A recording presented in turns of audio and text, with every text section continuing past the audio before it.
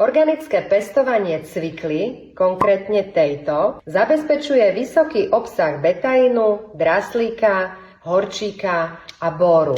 Vďaka nízkej teplote sušenia si cvikla zachováva vysoký obsah vitamínu B9, kyseliny listovej a už spomínaného betaínu. Po cvikle siahnete vždy, keď potrebujete upokojiť žalúdok, pri zápche alebo pri hemoroidoch. Viete ju využiť aj pri náročnej liečbe na ochranu pečene, alebo ak už bola akýmkoľvek spôsobom poškodená, napríklad liekmi. Je veľmi vhodná do prvých príkrmov dojčiat a do detskej stravy, do rôznych kaší, ale takisto aj na pitie a podporuje tvorbu krvi. Takže ja si takýto drink idem teraz pripraviť.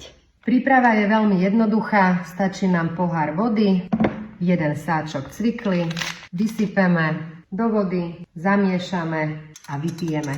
Ak ťa zaujíma táto téma a chceš vedieť viac o cvikle, tak mi napíš do komentu cvikla a ja ti pošlem viac informácií na túto tému. Majte krásny deň.